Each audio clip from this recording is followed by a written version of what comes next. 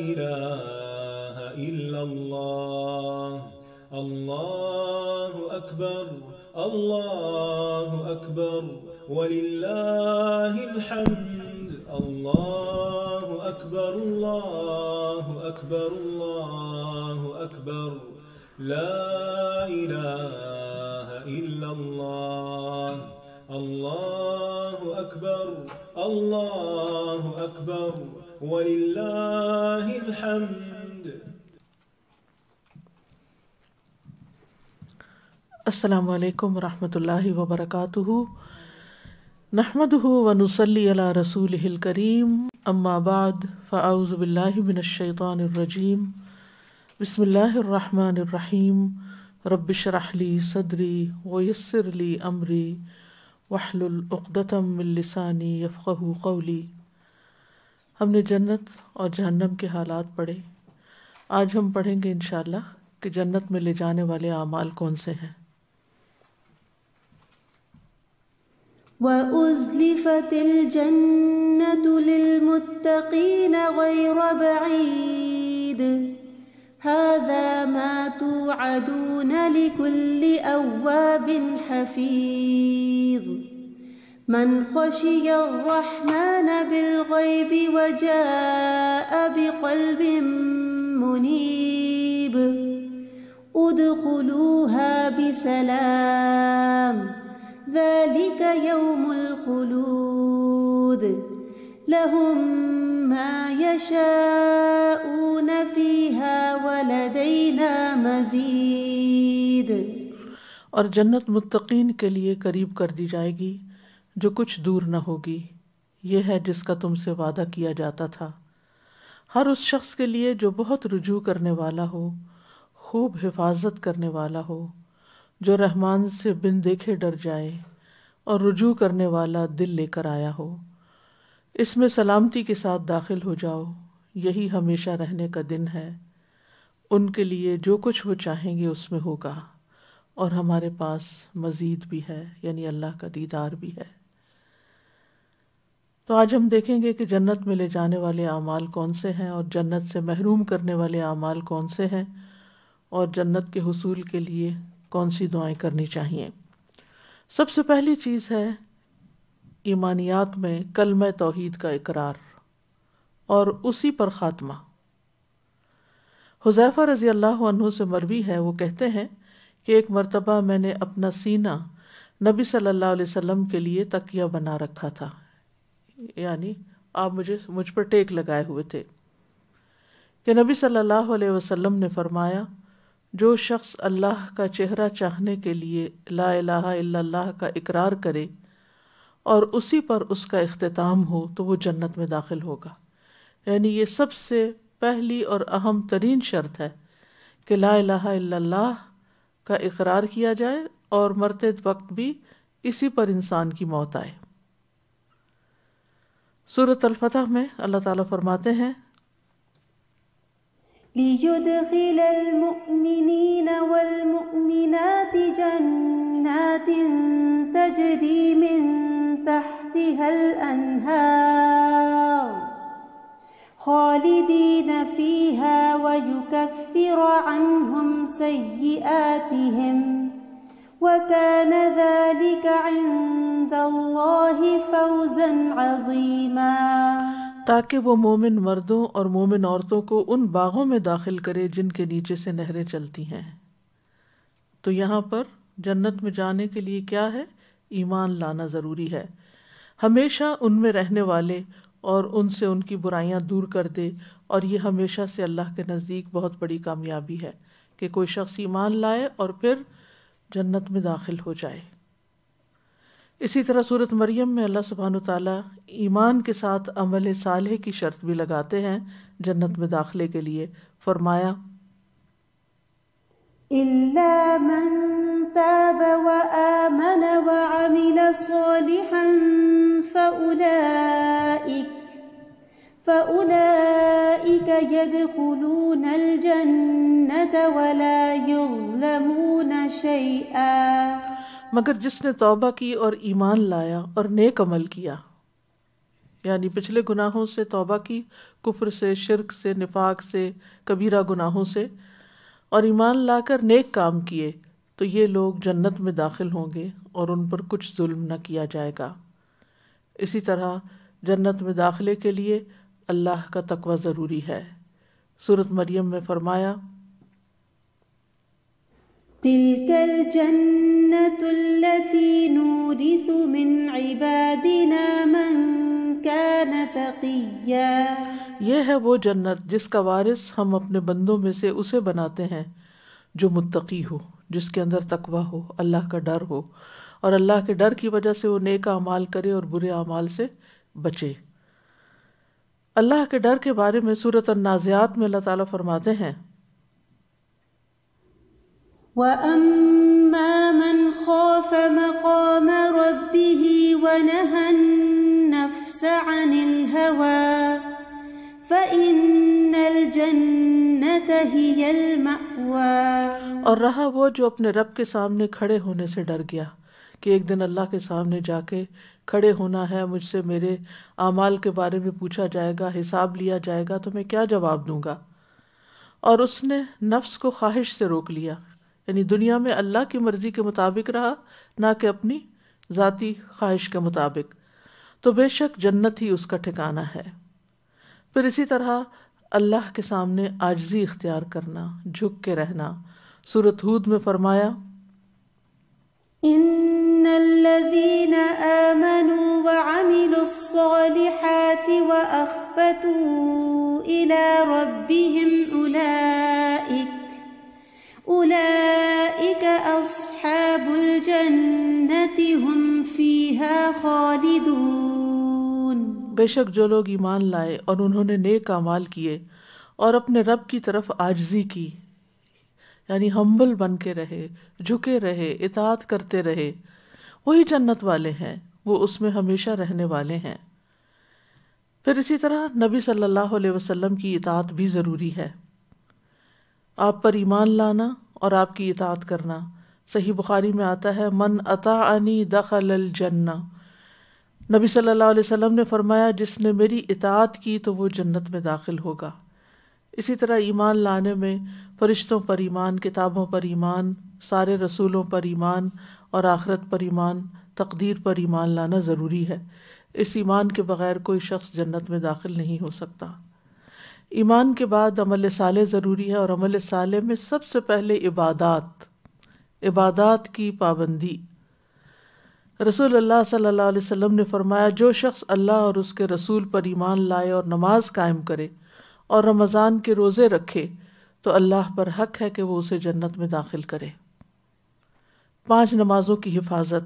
رسول اللہ صلی اللہ علیہ وسلم نے فرمایا، اللہ تبارک و تعالیٰ نے اپنے بندوں پر 5 نمازیں فرض کر دی ہیں، جو شخص انہیں اس طرح ادا کرے کہ ان میں سے کسی چیز کو ضائع نہ کرے اور نہ ان کا حق معمولی سمجھے، یعنی پورے رکوع اور سجود کرے، طہارت پراپر کرے، تو اللہ تبارک و تعالیٰ کا وعدہ ہے کہ اسے جنت میں داخل کرے۔ اور جو انہیں اس طرح ادا نہ کرے گا، یعنی نماز تو پڑھ رہا ہے لیکن وقت پہ نہیں پڑھ رہا، یا وضو پراپر نہیں کیا، یا سطر کا اہتمام نہیں کیا، یا قبلہ رخ نہیں ہوا، یا اور شرائط کو پورا نہیں کیا، تو پھر اللہ کا اس سے کوئی وعدہ نہیں، چاہے تو سزا دے چاہے تو بخش دے۔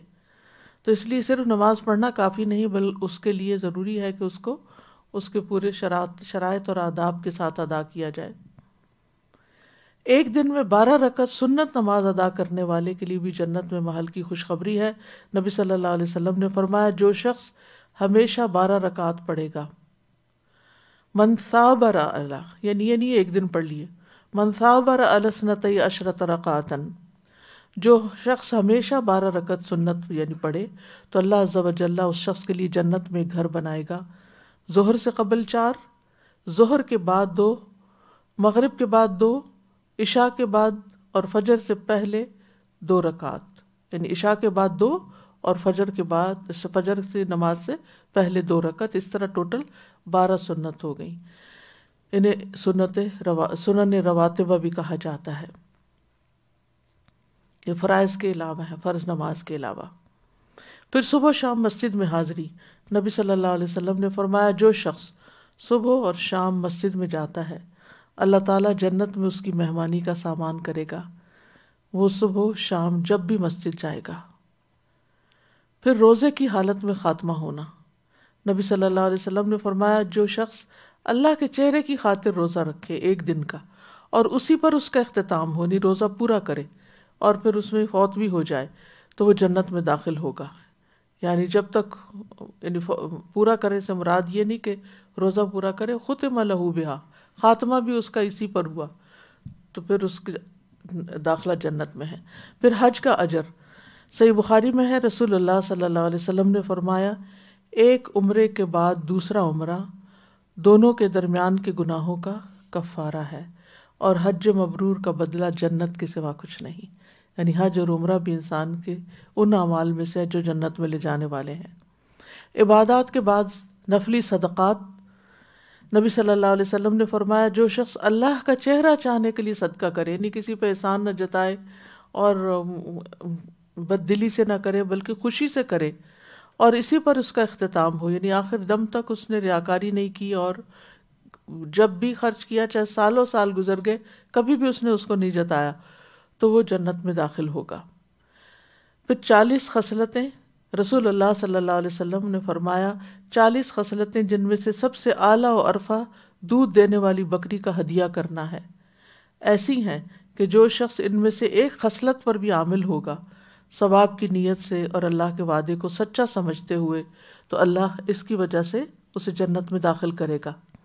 یعنی انسان دوسرے انسانوں کی ضروریات پوری کرے، ان میں سے ایک ضرورت کیا ہے کہ دودھ دینے والی بکری کا صدقہ کرنا، اور وہ گائے بھی ہو سکتی، بھینس بھی ہو سکتی، یعنی وہ خرید کر کسی غریب فیملی کو انسان دے دے کہ جو اس سے اپنا پیٹ بھر سکیں، ان کے بچے پی سکیں۔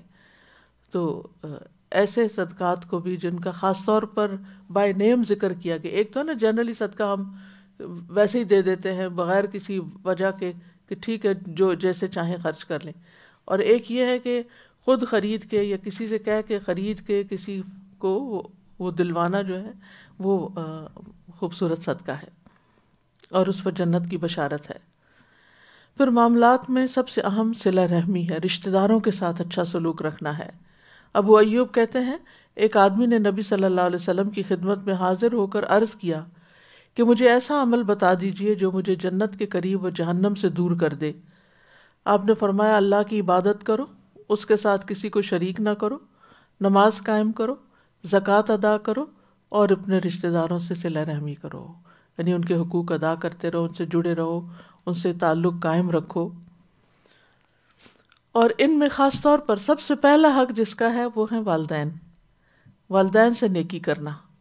حضرت عائشہ کہتی ہیں کہ رسول اللہ صلی اللہ علیہ وسلم نے فرمایا میں سویا تو میں نے خواب میں اپنے آپ کو جنت میں دیکھا، تو میں نے وہاں ایک قاری کی تلاوت کی آواز سنی، میں نے پوچھا یہ کون ہے؟ مجھے بتایا گیا یہ حارثہ بن نعمان ہے۔ رسول اللہ صلی اللہ علیہ وسلم نے ان سے کہا یہی نیکی ہے، یہی نیکی ہے۔ اور وہ کیا تھی؟ وہ لوگوں میں سے اپنی والدہ کے ساتھ بہت زیادہ حسن سلوک کرنے والے تھے، یعنی والدین اور والدین میں سے بھی والدہ، اس کے ساتھ حسن سلوک کرنا، اس کا خیال رکھنا، اس کی ضروریات پوری کرنا، اس کا دل خوش کرنا، زندہ ہوں تب بھی اور اگر کوئی فوت ہو جائے تو مرنے کے بعد بھی ان کے لیے صدقہ خیرات کرنا، یہ ایسی نیکی ہے جو انسان کو جنت میں لے جانے والی ہے۔ کیونکہ جب تک زندہ ہوتے ہیں ہم بعض اوقات ان کا خیال رکھنے کو ہی حسن سلوک سمجھتے ہیں، جب وہ فوت ہو جاتے ہیں تو ہم ان کو بھول جاتے ہیں۔ نہیں، ان کے لیے لازم کر لینی چاہیے دعا بھی اور صدقہ بھی جو ریگولر بیسس پر ہو۔ پھر اسی طرح عام لوگوں کے ساتھ تعلق اچھا کیسے ہو؟ ان کو وہ دینا جو خود کو پسند ہو، یعنی اپنی پسندیدہ چیزوں میں سے دوسروں کو دینا۔ رسول اللہ صلی اللہ علیہ وسلم نے فرمایا تم میں سے جو شخص یہ چاہتا ہے کہ اسے جہنم کی آگ سے بچا لیا جائے اور وہ جنت میں داخل ہو جائے تو اسے اس حال میں موت آنی چاہیے کہ وہ اللہ اور یوم آخرت پر ایمان رکھتا ہو، اور لوگوں کو وہ دے جو خود لینا پسند کرے، یعنی اوروں کے لیے بھی وہی چیز پسند کرے جو اپنے لیے پسند کرتا ہے۔ جب کسی کے ساتھ انسان معاملہ کرنے لگے تو سوچے کہ کیا میں اپنے لیے پسند کروں گا جو میں دوسرے کے لیے کر رہا ہوں۔ پھر کھانا کھلانا اور عمدہ کلام کرنا۔ ہانی بن یزید کہتے ہیں میں نے کہا اللہ کے رسول صلی اللہ علیہ وسلم کون سی چیز جنت کو واجب کرتی ہے؟ واجب کا مطلب یہ کہ لازم ہو جاتی. آپ نے فرمایا تم عمدہ کلام یعنی اچھی بات کرو اور کھانا کھلانے کو لازم پکڑ لو. یعنی یہ نہیں کہ ایک آدھ دفعہ بلکہ اپنی ہیبٹ بنا لو کہ اپنے کھانے میں سے دوسرے کو کھلاؤ. پھر مریض کی عیادت یا اللہ کی خاطر کسی سے ملاقات کرنا. رسول اللہ صلی اللہ علیہ وسلم نے فرمایا جو کسی بیمار کی عیادت کرے یا اپنے دینی بھائی سے ملاقات کرنے کے لیے جائے تو آسمان سے ایک فرشتہ اعلان کرتا ہے کہ تم بھی پاک ہو، یعنی گناہ سے پاک ہو گئے ہو، اور تمہارا چلنا بھی پاک ہے اور تم نے جنت میں گھر بنا لیا. اور اس میں ضروری نہیں کہ گھر سے باہر والے لوگ ہی بیمار ہوں تو انسان خاص طور پر ان کے لیے پوچھے، جو گھر میں پڑے ہوئے ہوں ان کا خیال رکھنا بھی ضروری ہے. اور اس نیت کے ساتھ کہ اس کا اتنا اجر ہے، صبح و شام ان کا خاص طور پر حال پوچھے. بعض اوقات ہم اور خدمت کرتے رہتے ہیں لیکن حال نہیں پوچھتے، تو حال پوچھنا بھی اسی میں آتا ہے. پھر اسی طرح نیکی کے کام جو مختلف طرح کے ہیں. ابو ذر کہتے ہیں میں نے کہا اللہ کے رسول صلی اللہ علیہ وسلم کون سی چیز بندے کو آگ سے نجات دلاتی ہے؟ آپ نے فرمایا اللہ پر ایمان لانا. میں نے کہا اللہ کے نبی کیا ایمان کے ساتھ عمل بھی ضروری ہے؟ آپ نے فرمایا اللہ نے جو رزق اسے عطا کیا ہے اس میں سے خرچ کرے، یعنی دینے والا بنے. میں نے کہا کہ اللہ کے رسول صلی اللہ علیہ وسلم اگر وہ فقیر ہو اور اس کے پاس کوئی ایسی چیز نہ ہو جو اللہ کے راستے میں دے سکے، آپ نے فرمایا پھر وہ نیکی کا حکم دے اور برائی سے روکے. میں نے کہا اللہ کے رسول صلی اللہ علیہ وسلم اگر وہ ایسا کرنے سے عاجز ہو اور نیکی کا حکم دینے اور برائی سے روکنے کی طاقت نہ رکھتا ہو، آپ نے فرمایا پھر وہ کسی بے ہنر جاہل کو کوئی ہنر سکھا دے، جو ہنر آپ کو آتا ہے. مثلا ہنر کیا ہوتے ہیں؟ جیسے کسی کو کمپیوٹر سکھا دینا، کسی کو کوئی کپڑے سینے سکھا دینا، کسی کو کھانا پکانا سکھا دینا، روٹی پکانا سکھا دینا، کپڑے دھونا سکھا دینا. یہ جو گھر کے کام ہوتے ہیں یہ بھی ہنر میں یہ بھی ایک اسکل ہوتی ہے، کیونکہ اگر وہ طریقے صحیح آتے ہوں تو انسان بہت جلد اور آسان طریقے سے کام کر سکتا ہے.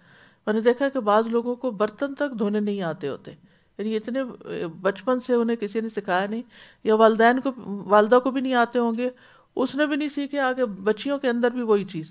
اور بعض اوقات بچیوں کے اندر جب یہ ہنر نہیں ہوتے تو اگلے گھروں میں جا کے ان کے لیے بڑی بڑی مشکلات پیدا ہو جاتی ہیں. تو یہ ہنر سکھانا بھی دوسرے کے لیے دنیا میں بھی آسانی کا باعث اور اپنے لیے جنت کمانے والی بات. میں نے کہا اگر وہ خود بے ہنر ہو، اس کو ہی نہیں کچھ چج عقل اور کچھ بھی کرنے کی طاقت نہ رکھتا ہو، آپ نے فرمایا پھر کسی مغلوب اور مظلوم کی مدد کرے. میں نے کہا اگر وہ خود ضعیف ہو اور مظلوم کی مدد کرنے کی طاقت نہ رکھتا ہو، آپ نے فرمایا تو اپنے بھائی میں کوئی خیر و بھلائی چھوڑنا ہی نہیں چاہتا، یعنی اسے کچھ بھی نہیں آتا. تو ایسے کمزور انسان کو چاہیے کہ وہ لوگوں کو تکلیف نہ دے، پھر یعنی کچھ نہیں کر سکتا تو کسی کو ہرٹ نہ کرے. میں نے کہا اللہ کے رسول صلی اللہ علیہ وسلم جب کوئی آدمی یہ عمل کرے گا تو وہ جنت میں داخل ہو جائے گا. آپ نے فرمایا جو مسلمان بھی ان میں سے کوئی نیکی کرے گا، یعنی جو جتنے بھی کام بتائے گئے ہیں، وہ نیکی اس کا ہاتھ پکڑ لے گی یہاں تک کہ وہ اسے جنت میں داخل کر دے گی. یعنی نیک کام کرنے کے جو عمومی نیک کام ہیں ان کے بھی اتنے فائدے ہیں. پھر اسی طرح اچھی گواہی ہونا بندے کی، اچھے کام کرنا تاکہ اچھی گواہیاں ہوں. یہ نہیں کہ انسان دکھاوے کے لیے کام کرنا شروع کر دے، اخلاص کے ساتھ معاملہ کرے. جو بندہ امانت دار ہو، مخلص ہو، لوگوں کے دل سے اس کے لیے تعریف نکلتی. اور جو ڈنڈی مارے، باتوں میں ہیر پھیر کرے، کہے کچھ کرے کچھ اور دھوکہ دے کسی کو، چالاکیاں کرے دوسروں کے ساتھ، وہ بھی پتہ چل جاتا ہے دوسروں کو. نبی صلی اللہ علیہ وسلم نے فرمایا جس مسلمان کی اچھائی پر 4 لوگ گواہی دے دیں اللہ اسے جنت میں داخل کرے گا. ہم نے کہا اگر 3؟ آپ نے فرمایا 3 پر بھی.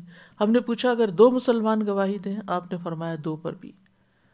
پھر یتیم بچوں کی کفالت.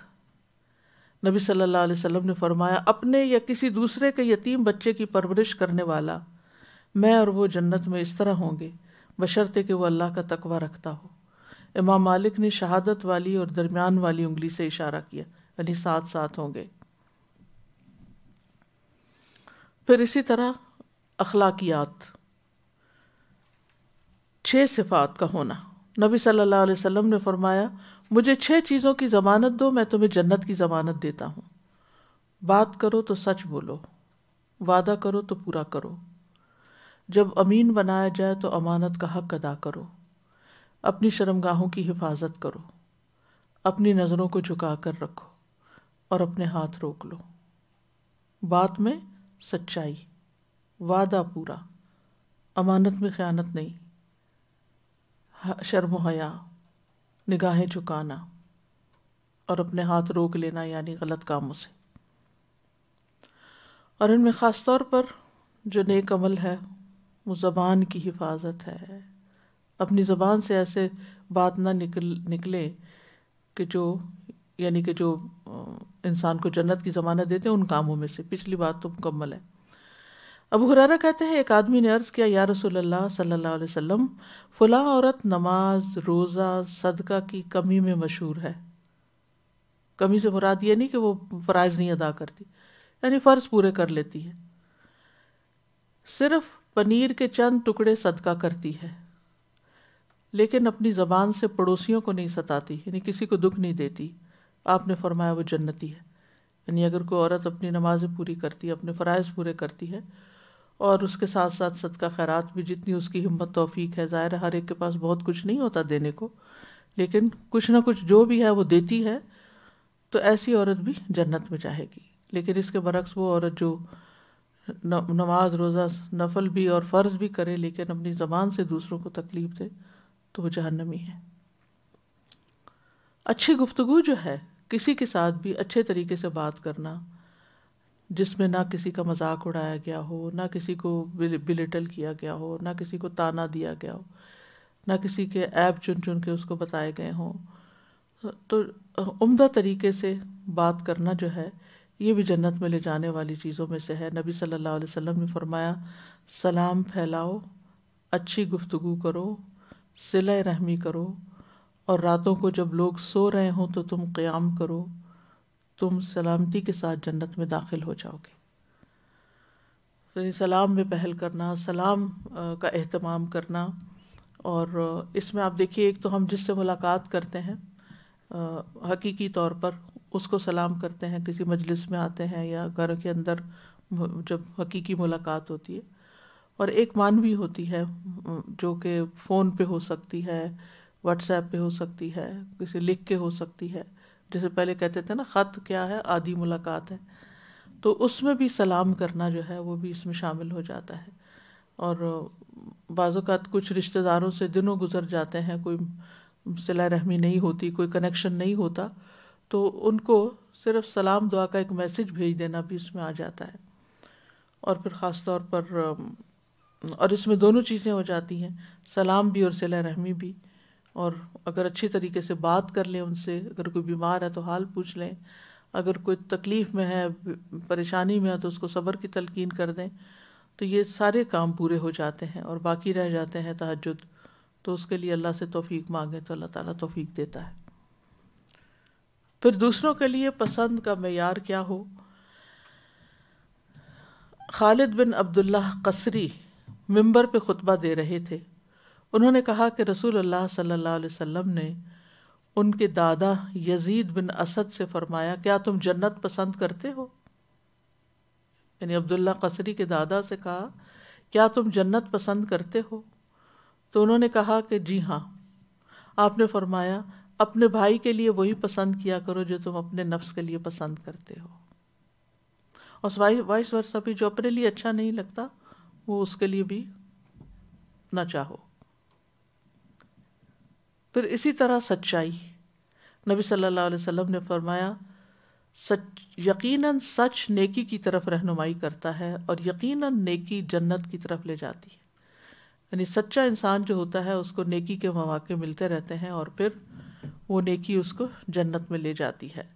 حیا، رسول اللہ صلی اللہ علیہ وسلم نے فرمایا حیا ایمان کا حصہ ہے، اور ایمان کا تعلق جنت سے ہے، تو گویا حیا بھی انسان کو جنت میں لے جانے والا ہے۔ راستے سے تکلیف دہ چیز ہٹا دینا، نبی صلی اللہ علیہ وسلم نے فرمایا جو شخص مسلمانوں کے راستے سے کسی تکلیف دہ چیز کو ہٹاتا ہے تو اللہ اس کے لیے ایک نیکی لکھ دیتا ہے، اور جس کے لیے اللہ کے ہاں ایک نیکی لکھی جائے اللہ اسے جنت میں داخل فرما دے گا۔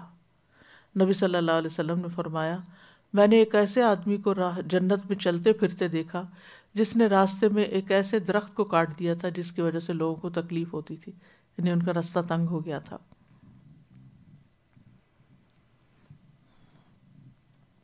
اسی طرح نابالغ بچوں کی وفات۔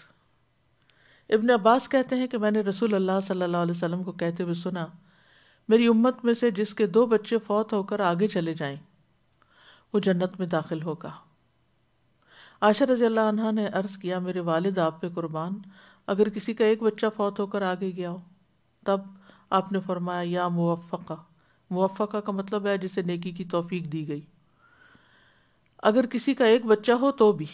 پھر عرض کیا، اگر آپ کی امت میں کسی کا کوئی بچہ فوت ہو کے آگے نہ گیا ہو، کیونکہ ان کے اپنے بچے نہیں تھے، تو کہنے کہ اگر کسی کا کوئی بھی نہیں گیا تو پھر آپ نے فرمایا میں اپنی امت کا فرط ہوں، کیونکہ میری موت کی جدائی جیسی مصیبت انہیں نہیں پہنچے گی، یعنی فرط تک فارطا، یعنی میں سب سے پہلے جانے والا ہوں امت کے آگے آگے، اور جنت میں شفاعت کے ذریعے امت کو لے جاؤں گا۔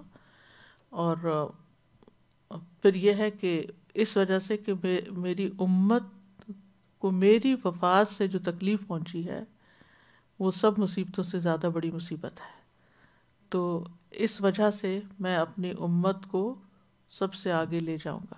یعنی باقی انبیاء کی قوموں نے تو اپنے نبی کو ستایا اور نبیوں کو ستایا، حضرت عیسیٰ علیہ السلام کو تو آسمان پہ اٹھا لیا گیا، اور اکثر انبیاء کی جو امتیں تھیں ان میں سے چند ایک لوگ ان کے ساتھ ایمان لائے اور وہ نکلے، اور باقی تو امتیں تباہ ہو گئیں۔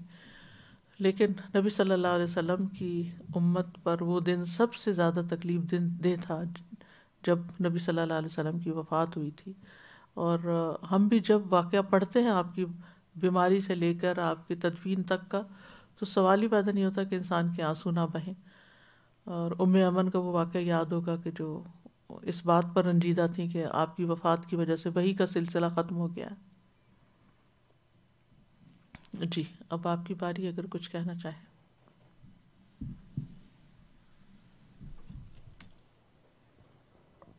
آگے دے دیجیے۔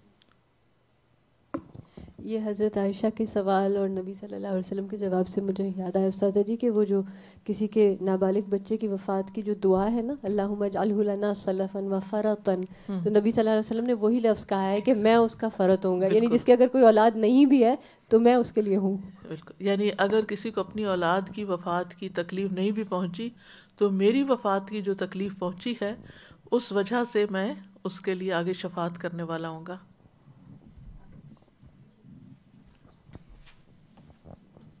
سازا یہاں پر جب بتایا جا رہا تھا نا کہ مریض کی عیادت اور اللہ کی خاطر جو سارے کام بتائے گئے کہ کم سے کم یہ کر لو کہ یہ کر لو یہ کر لو، جس میں ساری باتیں بتائیں کہ ایمان، عمل، رزق، فقیر اگر ہے تو ایٹ لیسٹ اتنا کر لے کہ برائی سے روک لے، اور پھر ایٹ لیسٹ کچھ نہ کر سکے تو دوسرے کو تکلیف نہ دے۔ And I was just thinking کہ سب کچھ کر لیتے ہیں لوگ، عیادت کرنے جاتے ہیں، پھول لے کے جاتے ہیں، فروٹ لے کے جاتے ہیں، اور باقی صدقہ خیرات، اینڈ جیسے کوئی بندے سے ڈیل ہوتی ہے اینڈ تکلیف اتنی آتی ہے بندے سے بندے کو، اسپیشلی آج دلوں میں جو کھچ آ گئی ہے، جو احساس نہیں رہا، ہاں اب سب سے پہلے وہ تکلیف دے دیتے، باقی سارے مالی کام سارے کر لیں گے، مال سے کرنے والے سارے کام ہو جائیں گے، اور ویسے بھی میل ملاقات کر لیں گے اور بھی ہیلپ بھی کر دیں گے، ہر چیز مال سے جان سے ہو جائے گی مگر اخلاق سے نہیں ہوگی۔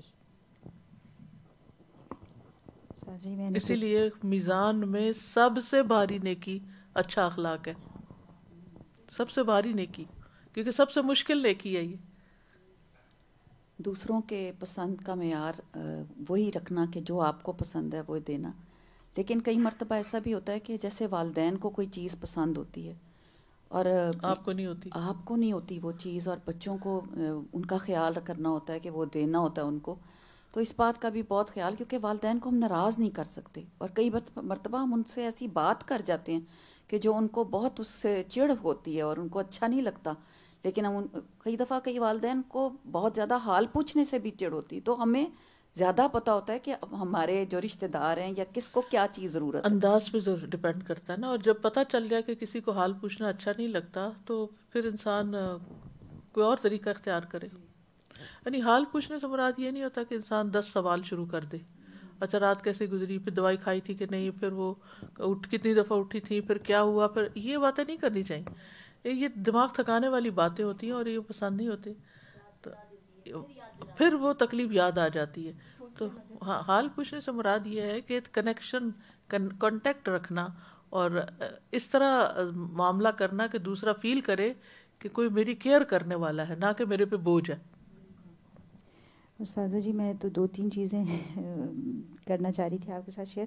ایک تو بس خلاصہ یہ نکلا کہ تقویٰ بیسک چیز تو تقویٰ، اور پھر دوسرا جس بات کو بہت زیادہ ابھی جیسے ہم لوگوں نے بھی الیبوریٹ کیا ڈسکشن میں بھی، عمدہ کلام.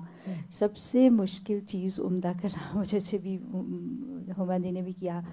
تو ایک تو یہ 2 چیزیں تھیں، اور دوسرے میں سوچی تھی کہ یہ جو ہے نا ایک کسی کو ہنر سکھانا، تو اب آج کل کے زمانے میں تو ہنر کے بھی وہ معیار بدل گیا نا. جیسے کسی کو کوئی آپ ایپ ڈاؤن لوڈ کر کے دے دیں کہ اچھا یہ آپ سن رہے ہیں، کسی کو ریکارڈنگس آپ تلاوت وغیرہ کی ڈاؤن لوڈ کر کے دے دیں کہ وہ سنتے رہیں بیچارے بزرگ. پھر مائکرو ویو کا اتنا زیادہ استعمال ہے کہ دفعہ بزرگ بیچارے گھر میں اکیلے ہوتے ہیں، تو کوئی ایک بس بٹن ان کو فکس کر کے دے گا، بس آپ یہ دبائیں گی تو وہ گرم ہو جائے گا. تو اتنی ڈفرینٹ چیزیں ہیں جو آج کے زمانے میں ہم تھوڑا ڈفرینٹ ہو گیا. جتنی نئی ٹیکنالوجی ہے، جتنی نئی مشینری ہے، ان سب کا سیکھنا ایک کام ہے جی، اور دوسرے کو سکھانا. جی بالکل. اور استاذہ جی یہ جو بات ہے نا کہ جو اپنے لیے پسند کرے وہی دوسرے کے لیے، تو اس کا نا فنی، لیکن کیا ہوتا ہے کہ رشتہ کسی کو بتاؤ تو پھر وہ فوراً کمپیریزن کرتے ہیں کہ اچھا اپنی بچی کے لیے تو آپ نے یہی سوچا، اور حالانکہ وہ صحیح ہوتا ہے، صرف شکل پہ کئی دفعہ آ کے تو بات تو دوسرے لوگ اس طرح کی کر دیتے ہیں.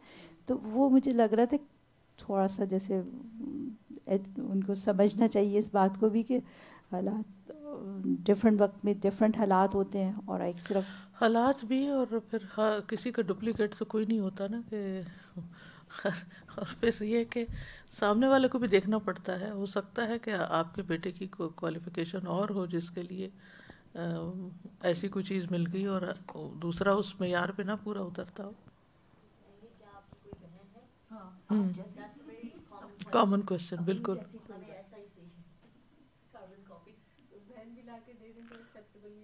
بالکل. بعض اوقات اس پہ بھی اعتراض ہو جاتے ہیں. پھر ہے ذکر اذکار، اذان.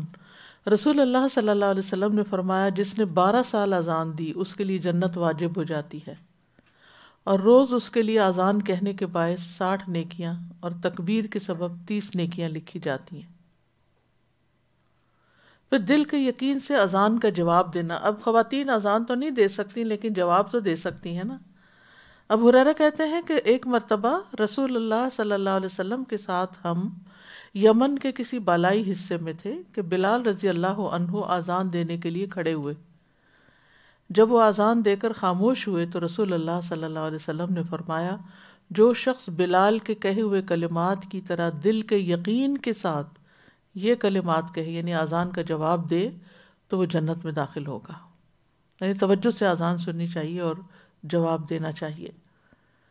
پھر نماز کے بعد اور سونے سے پہلے کی تسبیحات، تسبیح پڑھنا جو تسبیحات فاطمہ ہے.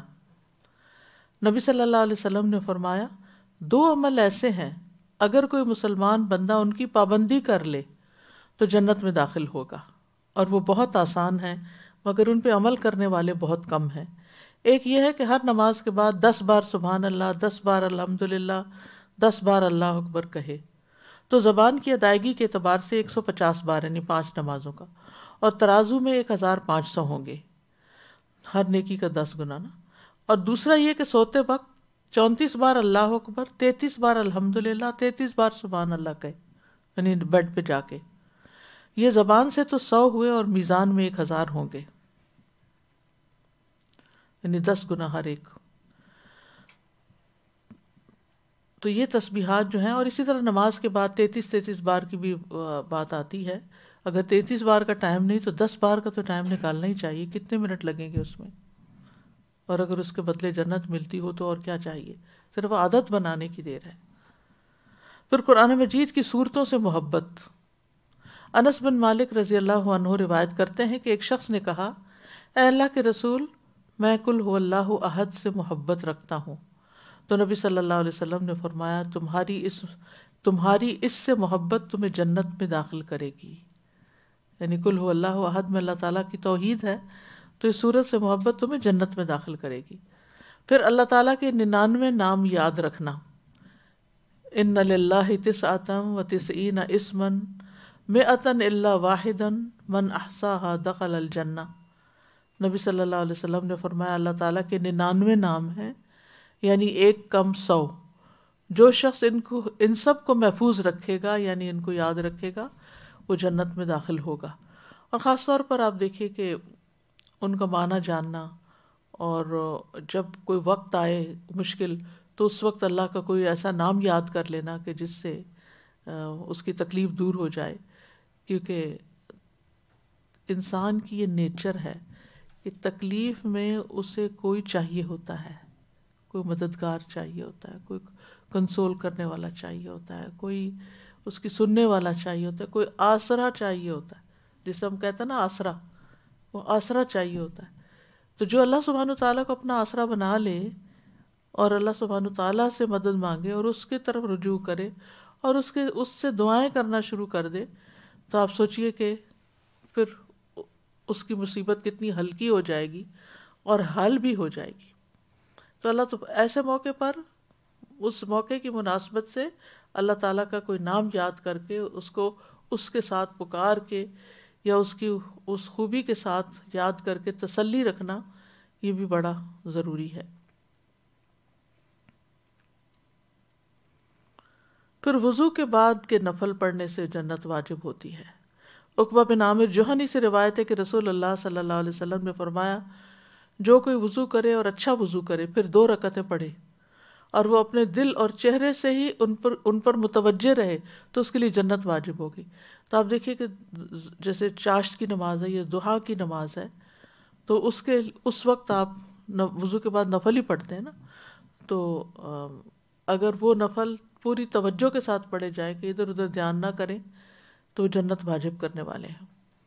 پھر اسی طرح اذکار میں سے جنت کے حصول کے لیے نہایت آسان کلمات ہیں. آپ نے فرمایا جو یہ کلمات کہے رضیت باللہ ربا وبالاسلام دینا وبمحمد رسولا، اس کے لیے جنت واجب ہو جاتی ہے. پھر سید الاستغفار پڑھنا. سید الاستغفار، نبی صلی اللہ علیہ وسلم نے فرمایا کہ سید الاستغفار یہ ہے کہ تم کہو اللہم انت ربی لا الہ الا انت خلقتنی وانا عبدک وانا علی عہدک ووعدک ما استطعت اعوذ بک من شر ما صنعت ابوء لک بنعمتک علی وابوء بذنبی فاغفر لی فانہ لا یغفر الذنوب الا انت. اے اللہ تو میرا رب ہے، تیرے سوا کوئی معبود نہیں، یعنی معبود برحق نہیں. تو نے مجھے پیدا کیا ہے اور میں تیرا ہی بندہ ہوں. میں اپنی طاقت کے مطابق تیرے عہد و پیمان پر کاربند ہوں. میں ان بری حرکتوں سے تیری پناہ چاہتا ہوں جو میں نے کی ہیں، اور ان نعمتوں کا اقرار کرتا ہوں جو تو نے مجھ پر کی ہیں، اور میں اپنے گناہوں کا بھی اعتراف کرتا ہوں. میری مغفرت کر دے. بلا شبہ تیرے سوا کوئی بھی گناہ معاف کرنے والا نہیں، اور لوگ تو ویسے ہی نہیں معاف کرتے، تو اللہ ہی معاف کر سکتا ہے. تو اللہ ہی معاف کرنے والا ہے اس پورے یقین کے ساتھ. اب آپ دیکھیں یہاں اللہ سبحانہ تعالیٰ ہی کے ساتھ بات ہو رہی ہے، اسی سے معافی مانگی جا رہی ہے.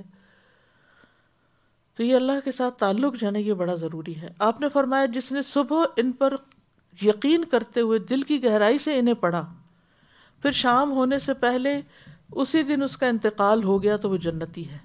یعنی اگر فجر میں پڑھا تھا اور دن میں فوت ہو گیا تو جنتی ہے. اور جس نے ان پر یقین رکھتے ہوئے رات کے وقت ان کو پڑھ لیا تھا مغرب کے ساتھ، پھر اس کے صبح ہونے سے پہلے اس کا انتقال ہو گیا تو وہ جنتی ہے. پھر ہر نماز کے بعد آیت الکرسی پڑھنا، یہ بھی جنت میں داخل ہونے کا ذریعہ ہے. نبی صلی اللہ علیہ وسلم نے فرمایا جو ہر فرض نماز کے بعد آیت الکرسی پڑھے اسے جنت میں داخل ہونے سے سوائے موت کے کوئی چیز روکنے والی نہیں. اس کی بھی عادت ہونی چاہیے، فرض کا سلام پھیرتے ہی بات چیت کیے بغیر پہلے آیت الکرسی پڑھ لی جائے. عبداللہ بن مسعود سے روایت ہے کہ رسول اللہ صلی اللہ علیہ وسلم نے فرمایا جو چیز تمہیں جنت کے قریب کر سکتی ہے میں نے تمہیں اس کا حکم دے دیا ہے، اور جو چیز تمہیں جہنم کے قریب کر سکتی ہے میں نے تمہیں اس سے منع بھی کر دیا ہے۔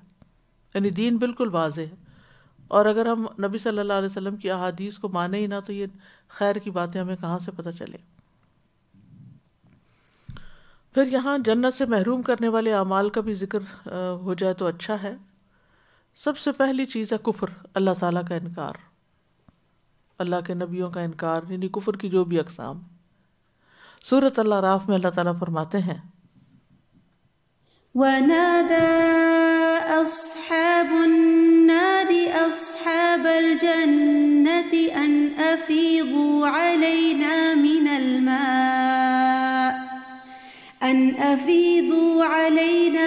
الْمَاءِ أَوْ مِمَّا رَزَقَكُمُ اللَّهُ قَالُوا إِنَّ اللَّهَ حَرَّمَهُمَا عَلَى الْكَافِرِينَ۔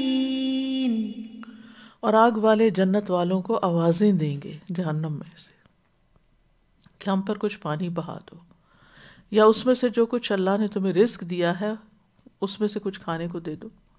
وہ کہیں گے بے شک اللہ نے یہ دونوں چیزیں کافروں پہ حرام کر دی ہیں، نہ پانی نہ کھانا، جنت کا کھانا تمہارے لیے نہیں، حالانکہ ان کے پاس وافر ہوگا۔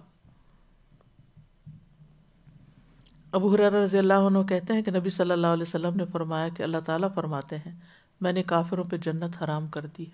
جنت کیا؟ جنت کا کھانا اور پانی بھی حرام ہے۔ دوسری چیز ہے شرک۔ سورۃ المائدہ میں فرمایا لَقَدْ كَفَرَ الَّذِينَ قَالُوا إِنَّ اللَّهَ هُوَ الْمَسِيحُ ابْنُ مَرْيَمَ وَقَالَ الْمَسِيحُ يَا بَنِي إِسْرَائِيلَ اعْبُدُوا اللَّهَ رَبِّي وَرَبَّكُمْ إِنَّهُ مَن يُشْرِكْ بِاللَّهِ فَقَدْ حَرَّمَ اللَّهُ عَلَيْهِ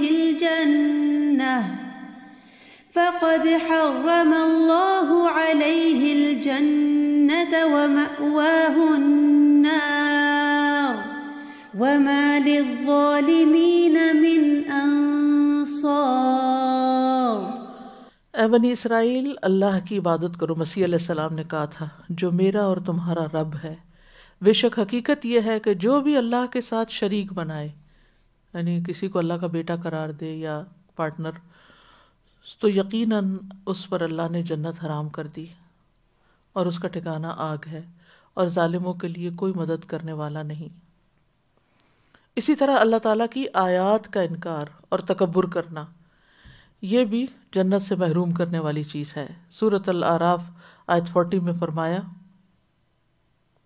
إِنَّ الَّذِينَ كَذَّبُوا بِآيَاتِنَا وَاسْتَكْبَرُوا عَنْهَا لَا تُفَتَّحُ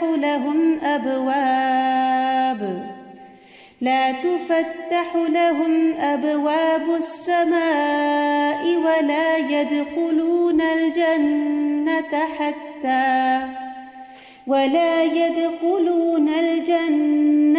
حَتَّى يَلِجَ الْجَمَلُ فِي سَمِّ الْخِيَاطِ وَكَذَلِكَ نَجْزِي الْمُجْرِمِينَ۔ بے شک جن لوگوں نے ہماری آیات کو جھٹلایا اور انہیں قبول کرنے سے تکبر کیا، ان کے لیے نہ آسمان کے دروازے کھولے جائیں گے اور نہ وہ جنت میں داخل ہوں گے یہاں تک کہ اونٹ سوئی کے ناکے میں داخل ہو جائے، یہاں تک کہ اونٹ سوئی کے ناکے میں داخل ہو جائے، اور اونٹ بھلا کیسے داخل ہو سکتا اس میں؟ امپاسبل۔ اور ہم مجرموں کو اسی طرح بدلہ دیتے ہیں۔ پھر قطع رحمی، رسول اللہ صلی اللہ علیہ وسلم نے فرمایا قطع رحمی کرنے والا جنت میں داخل نہ ہوگا۔ پھر چغل خوری، نبی صلی اللہ علیہ وسلم نے فرمایا چغل خور جنت میں داخل نہیں ہوگا۔ پھر پڑوسی کو ستانا، نبی صلی اللہ علیہ وسلم نے فرمایا جس کی ایذا رسانی سے اس کے پڑوسی محفوظ نہ ہو وہ جنت میں نہیں جائے گا۔ پھر ذرہ برابر تکبر، نبی صلی اللہ علیہ وسلم نے فرمایا جس کے دل میں رائی کے دانے برابر بھی تکبر ہوگا وہ جنت میں نہیں جائے گا۔ اور تکبر کیا ہے؟ حق سے منہ موڑنا اور لوگوں کو کمتر سمجھنا. لوگوں کو کمتر سمجھنا. حق سے منہ موڑنا، بعض اوقات لوگ حق کو قبول کر لیتے ہیں لیکن لوگوں کے بارے میں رائے اچھی نہیں سمجھتے، ان کو حقیر سمجھتے ہیں. اس کی کیا علامات ہوتی ہیں؟ لوگوں کو کمتر کیسے سمجھا جاتا ہے؟ جب ہم لوگوں کے بارے میں کوئی رائے دیتے ہیں، تبصرہ کرتے ہیں، تو عام طور پہ ہم کیا کہتے ہیں؟ چھوڑو، انہیں کیا پتا، انہیں نہیں پتا. کسی کے بارے میں کہیں گے اس کو دنیا کا نہیں پتا، کسی کے بارے میں کہیں گے اس کو دین کا نہیں پتا، اس کو فلاں نہیں آتا، اس کو یہ نہیں آتا، اس کو وہ نہیں آتا، یہ نہیں کرتا، یہ وہ نہیں کرتا.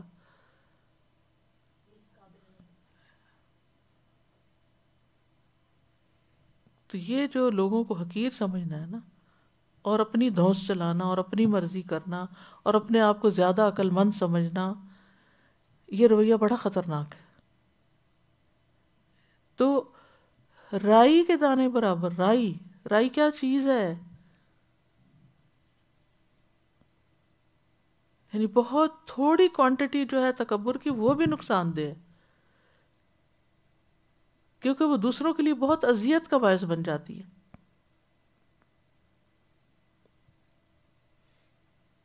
یعنی اگر مثلاً ایک استاد ہے، پڑھا رہا ہے، اور اگر کسی نے کوئی سوال کر دیا تو کہا تم جاہل، تمہیں کیا پتا.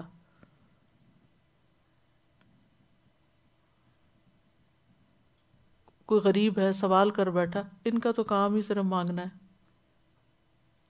حقیر سمجھ کر اشاروں سے بھی، ناک چڑھا کے، ماتھے پہ بل ڈال کے، کیسے کیسے طریقے سے ہم لوگوں کو ذلیل کرتے ہیں.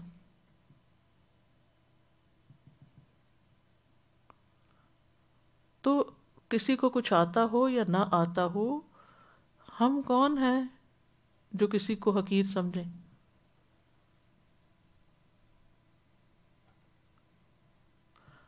ہر ایک کی غلطیوں سے درگزر کرنے کی ضرورت ہے، اور اس پہ بے جا تبصرے نہیں کرنے چاہیے، کسی پہ ہنسنا نہیں چاہیے، کسی بدگمانی نہیں کرنی چاہیے. کیونکہ ہنسنے کے پیچھے بھی کیا ہوتا ہے؟ جب کوئی کسی پہ ہنستا ہے تو اس کا مطلب کیا ہے؟ حقیر سمجھتا ہے اس کو، تبھی ہنستا ہے نا.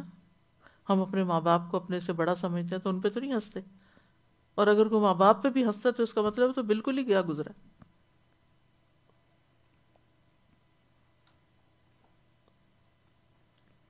جی آپ کچھ کریں، مائک دیجیے ان کو.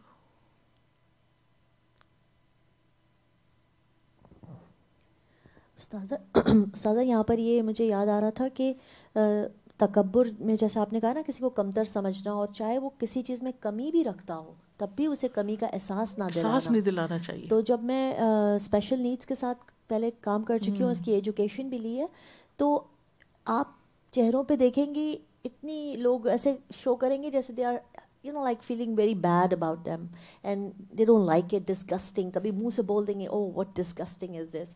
and even teachers بھی جو اس کے لیے مقرر کی گئی ہیں، جنہیں پیسے دیے گئے ہیں کہ آپ ان کا خیال رکھیں، مگر وہ ہر وقت منہ سے ان کے لیے نا بری بات نکل رہی ہوگی کہ ایک تو آپ کو رکھا گیا ان کی ٹیک کیئر کے لیے اور ان کے اسٹیم کو بڑھانے کے لیے.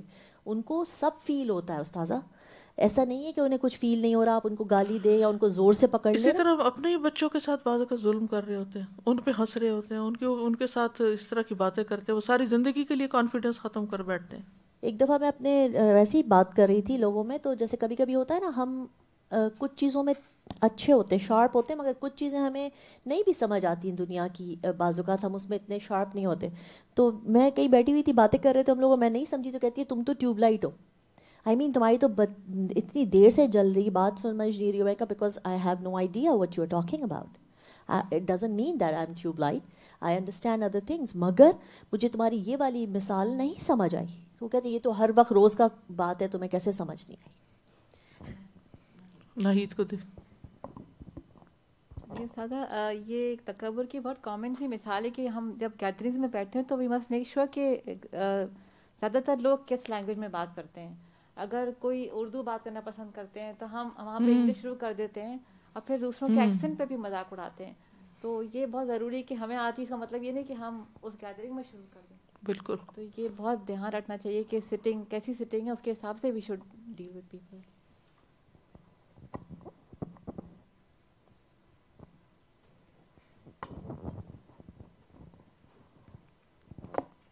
سادہ جی ہمیں کئی دفعہ پتہ بھی نہیں چلتا کہ ہم کس طرح سے بات کر رہے ہیں. یہ زیادہ آپ خطرناک. شکل دیکھتے ساتھ ہی آپ کئی دفعہ کہتے ہیں آپ کو کسی چیز کی ضرورت ہے، اسی وقت آپ اس کو ڈیگریڈ ہی کر دیتے ہیں بندے کو کہ بھئی میں نے تو کوئی چیز مانگی بھی نہیں، کچھ کیا بھی نہیں. اور کئی مرتبہ آپ کی مس انڈرسٹینڈنگز اس قسم کی ہوتی ہیں، آپ کی اپنی دوسروں کے بارے میں رائے، آپ خود ایک مائنڈ چل رہا ہوتا ہے، وہ شیطان آپ کے پیچھے لگا ہوتا ہے، لیکن آپ کو نہیں پتہ ہوتا کہ آپ کیا حرکتیں کر رہے ہیں، آپ کس قسم کی بات کر رہے ہیں. تو ہر وقت اپنے اوپر بھی چیک رکھنا بہت بڑی بات ہے. پھر والدین کی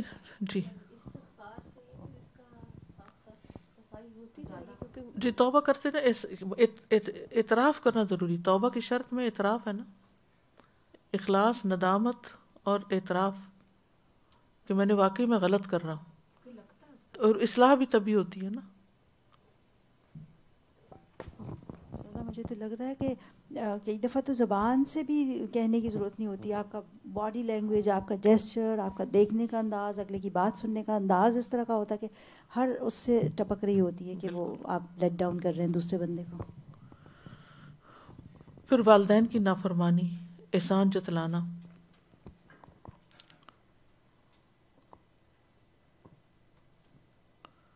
پھر جادو پر ایمان لانا.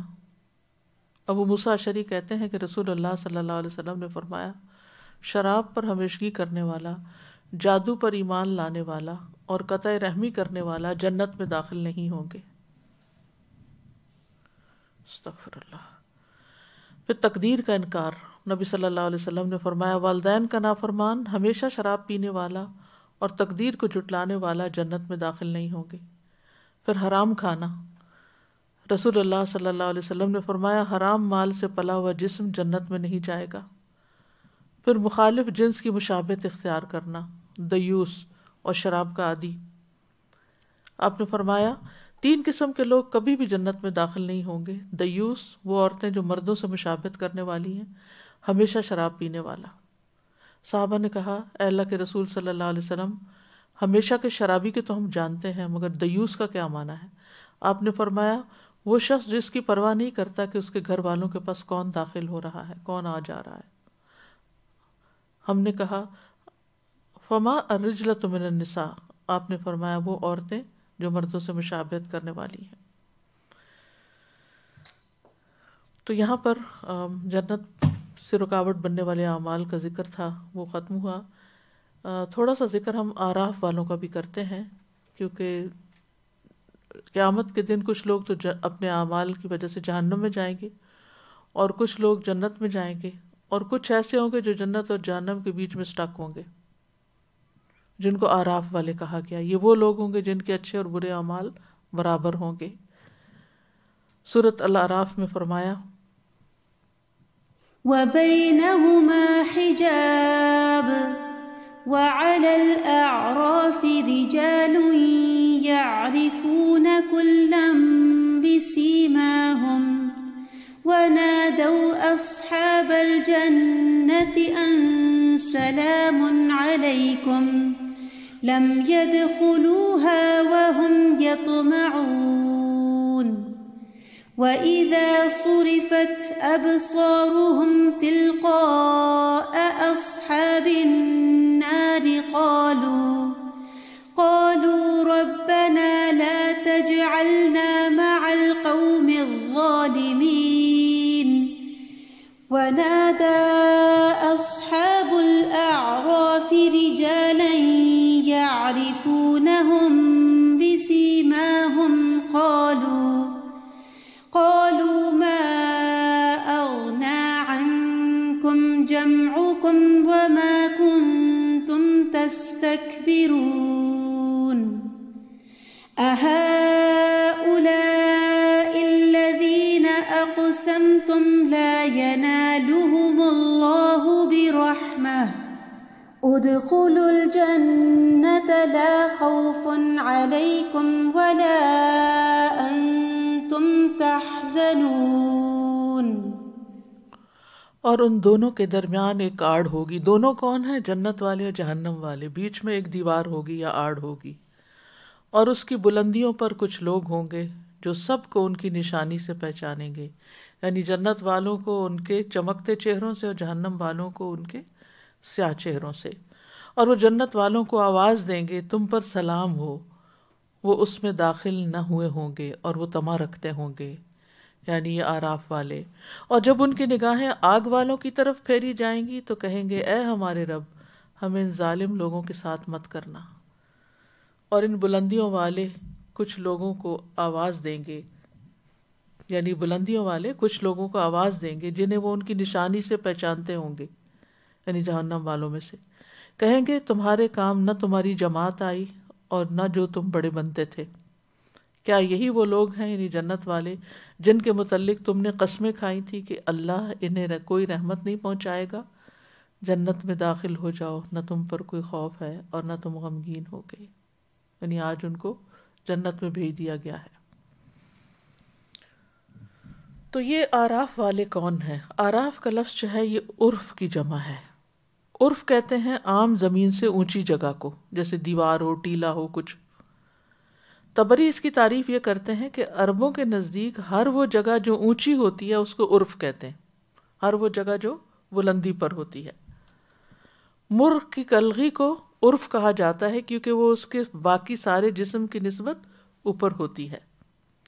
اسی طرح عرف الفرس گھوڑے کی گردن کے بال وہ بھی اونچے اٹھے ہوئے ہوتے ہیں. اور اونچی جگہ کا نام عرف بھی اسی کی طرف لوٹتا ہے کیونکہ اونچی جگہ، بلند جگہ نشیبی اور نیچی جگہ کی نسبت زیادہ پہچانی جاتی. عرف عرف پہچاننے کو کہتے ہیں، وہ تو پہچانی جاتی ہے. اور اصطلاح میں آراف سے مراد وہ پردہ، دیوار یا اونچا ٹیلا جنت اور جہنم کے درمیان ایک رکاوٹ ہے جس کو اللہ تعالیٰ قیامت کے دن بنا دے گا. اور آراف میں لوگ، آراف والے لوگ جنت والے اور جہنم والے دونوں گروہوں کو دیکھیں گے اور ان کو ان کی علامات سے پہچانیں گے. یہ جو اس آیت میں آتا ہے وَبَيْنَمَا هُمَا حجاب، یہی آراف ہے. ابن قیم کہتے ہیں کہ بینہما حجاب کا مطلب ہے کہ جنتیوں اور جہنمیوں کے درمیان پردہ ہوگا، حجاب ہوگا. ایک قول یہ ہے کہ یہ ایک دیوار ہوگی جو ان کے درمیان بنائی جائے گی اور اس کا ایک دروازہ ہوگا جس کے اندرونی حصے میں اللہ کی رحمت ہوگی اور اس کے بالمقابل دوسری طرف عذاب ہوگا. اس کا وہ باطنی حصہ جو کہ مومن کے قریب ہوگا بس اس میں رحمت ہوگی، اور اس کا بیرونی حصہ جو کافروں کی طرف ہوگا ان کی طرف عذاب ہوگا. ایک آیت میں آراف کو سور کا نام بھی دیا گیا ہے. سورۃ الحدید میں آتا ہے يوم يقول المنافقون والمنافقات للذين آمنوا انظرونا نقتبس من نوركم انظرونا نقتبس من نوركم قيل ارجعوا وراءكم فالتمسوا نورا فضرب بينهم بسور له باب باطنه فيه الرحمة وظاهره من قبله العذاب. جس دن منافق مرد اور منافق عورتیں ان لوگوں سے کہیں گے جو ایمان لائے ہمارا انتظار کرو کہ ہم تمہاری روشنی سے کچھ روشنی حاصل کر لیں. کہا جائے گا اپنے پیچھے لوٹ جاؤ، بس کچھ روشنی تلاش کرو. پھر ان کے درمیان ایک دیوار بنا دی جائے گی جس میں ایک دروازہ ہوگا، اس کے اندرونی جانب اس میں رحمت ہوگی اور بیرونی جانب اس کی طرف عذاب ہوگا. حذیفہ اور عبداللہ بن عباس کہتے ہیں کہ یہ وہ لوگ ہوں گے آراف والے جن کی نیکیاں اور برائیاں برابر ہوں گی، پس ان کی برائیاں جنت تک جانے سے ان کو پیچھے کر دیں گی لیکن ان کی نیکیاں ان کو آگ سے بچا کر آگے لے جائیں گی. ان کو وہاں کھڑا کر دیا جائے گا یہاں تک کہ اللہ ان کے بارے میں جو چاہے گا فیصلہ کرے گا. پھر اللہ تعالیٰ آخر میں ان کو اپنی رحمت کے ساتھ جنت میں داخل کر دے گا، لیکن وہ ایک لانگ ویٹنگ پیریڈ میں ہوں گے. ابن مسعود کہتے ہیں کہ جس کی نیکیاں اور برائیاں برابر ہوں گی وہ آراف والوں میں سے ہوگا. اور یعرفون کلم بسیماہم کا مطلب ہے کہ جنتیوں کے چہرے سفید اور نورانی ہوں گے، اور جہنمیوں کے کالے یا امت محمد صلی اللہ علیہ وسلم کے وضو کے اعضاء جو چمک رہے ہوں گے۔ وہم یطمعون کا معنی ہے وہ جنت میں جانے کی امید رکھتے ہوں گے، یعنی ابھی گئے نہیں لیکن ان کو اللہ سے اچھی امید ہوگی، اپنے حساب کتاب کی وجہ سے وہ ابھی انتظار میں ہوں گے۔ تو اعراف والے وہاں کھڑے ہو کر دونوں کو پہچانیں گے اور ان جنت والوں کو سلام بھی کریں گے، اور جہنم والوں کو دیکھ کر اس سے بچنے کی دعا بھی کریں گے، اور یہ سب سے آخر میں جنت میں جائیں گے، یعنی جب میجر کراؤڈ چلا جائے گا۔ اس کے بعد پھر وہ جو جہنم میں گرے ہوئے لوگ ہیں وہ شفاعت سے نکل کے پھر جائیں گے۔ ایک بات یاد رکھیے کہ جو تو جہنمی جہنم کے دروازوں سے داخل ہوں گے وہ اس میں ہمیشہ رہیں گے، جہنم کے دروازوں سے جو گئے اندر وہ نہیں نکل پائیں گے، لیکن جو مسلمان اوپر سے پل صراط پر سے گریں گے وہ جہنم کی اوپر والی سطح پر ہوں گے، اور ان میں سے ہر ایک کو اس کے عمل کے مطابق، کسی کو گرم لو ملے گی، کسی کو آگ ہوگی، کوئی آگ میں پک کے ایسے کوئلہ ہو جائے گا اور پھر اس کو نہر حیات میں ڈالا جائے گا۔ اللہ عالم کہ کس کے اوپر کیا گزرتی ہے، لیکن یہ کہ وہ جہنم کی گہرائیوں میں نہیں جائیں گے۔ گہرائیوں میں کون جائے گا؟ منافقین جائیں گے، اور دوسرے کفار ہوں گے، پھر اس کے اور مشرکین وغیرہ ہوں گے، لیکن سب سے اوپر جو صراط کراس کرتے ہوئے گریں گے وہ پھر نکال لیے جائیں گے، پھر شفاعت سے نکالے جائیں گے، پھر اللہ تعالیٰ کے عتقاء ہوں گے، اور اس طرح ان میں سے آخری شخص بھی، جس کا ہم پیچھے تفصیل سے پڑھ چکے ہیں کہ کس طرح وہ آہستہ آہستہ جنت تک پہنچ جائے گا اور اس میں داخل ہو جائے گا۔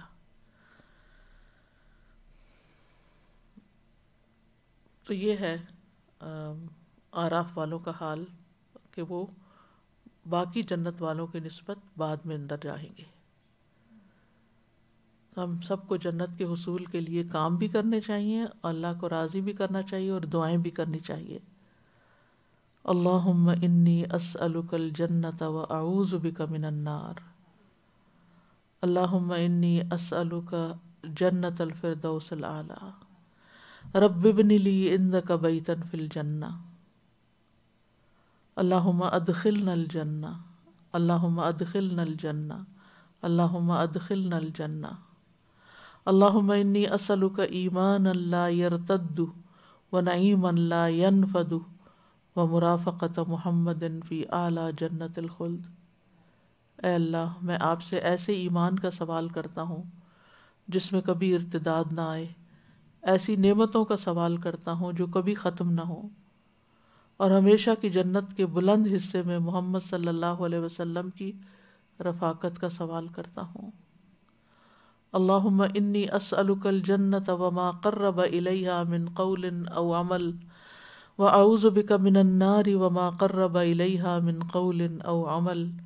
اے اللہ، میں تجھ سے جنت کا سوال کرتا ہوں اور ہر اس قول اور عمل کی توفیق کا سوال کرتا ہوں جو اس سے قریب کرے، اور میں جہنم سے تیری پناہ میں آتا ہوں اور ہر اس قول اور عمل سے پناہ مانگتا ہوں جو جہنم سے قریب کرے۔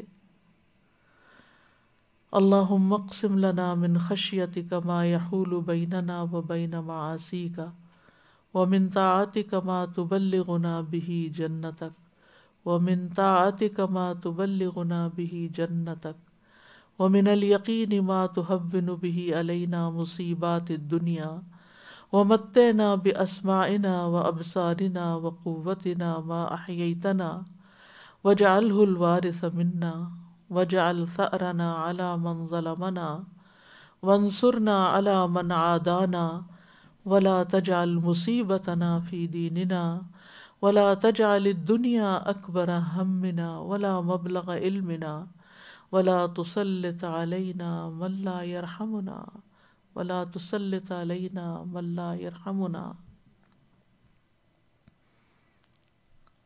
ابو ہریرہ رضی اللہ عنہ کہتے ہیں کہ نبی صلی اللہ علیہ وسلم نے فرمایا، بے شک اللہ تبارک و تعالیٰ کے کچھ زائد فرشتے ایسے بھی ہیں جو گھومتے پھرتے رہتے ہیں، یعنی ایکسٹرا فرشتے ہیں وہ، جن کی کوئی اسپیسیفک ڈیوٹی نہیں۔ وہ ذکر کی مجالس کو تلاش کرتے ہیں. جب وہ ایسی مجلس کو پا لیتے ہیں جس میں ذکر ہو تو ان کے ساتھ بیٹھ جاتے ہیں. پس جب وہ جدا ہوتے ہیں وہ اٹھ جاتے ہیں، یعنی جب لوگ ڈسپرس ہوتے ہیں تو فرشتے بھی اٹھ جاتے ہیں اور آسمان کی طرف چڑھتے ہیں. تو اللہ عز و جل ان سے پوچھتا ہے، حالانکہ وہ بخوبی جانتا ہے کہ تم کہاں سے آئے ہو. وہ عرض کرتے ہیں ہم زمین میں تیرے بندوں کے پاس سے آئے ہیں جو تیری تسبیح، تکبیر، تحلیل اور تعریف اور تجھ سے سوال کرنے میں مشغول تھے. اللہ فرماتا ہے وہ مجھ سے کیا سوال کر رہے تھے؟ وہ عرض کرتے ہیں وہ تجھ سے تیری جنت کا سوال کر رہے تھے.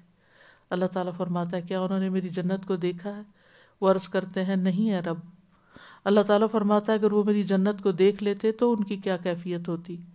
وہ عرض کرتے ہیں اور وہ تجھ سے پناہ بھی مانگ رہے تھے. اللہ تعالیٰ فرماتا ہے وہ مجھ سے کس چیز کی پناہ مانگ رہے تھے؟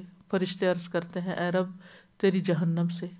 اللہ تعالیٰ فرماتا ہے کیا انہوں نے میری جہنم کو دیکھا ہے؟ وہ عرض کرتے ہیں نہیں. اللہ تعالیٰ فرماتا ہے اگر وہ میری جہنم کو دیکھ لیتے تو ان کی کیا کیفیت ہوتی؟ فرشتے عرض کرتے ہیں کہ وہ تجھ سے مغفرت بھی مانگ رہے تھے.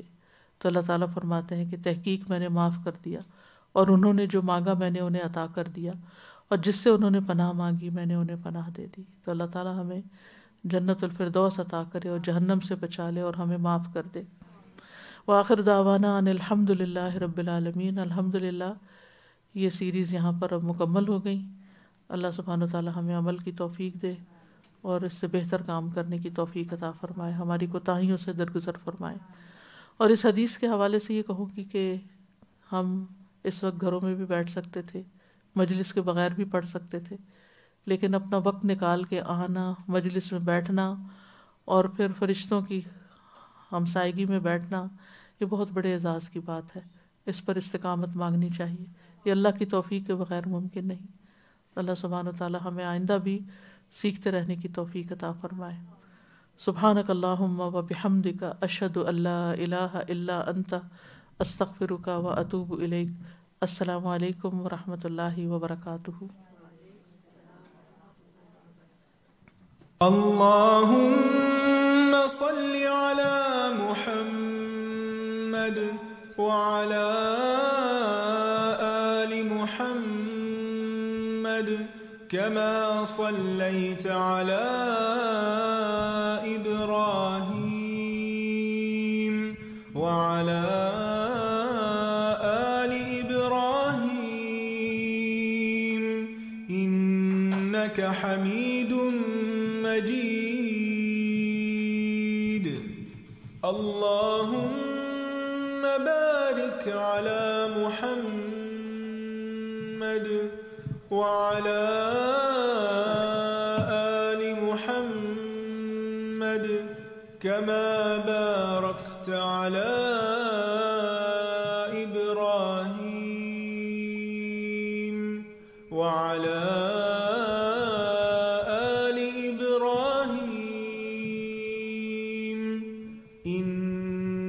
حميد مجيد.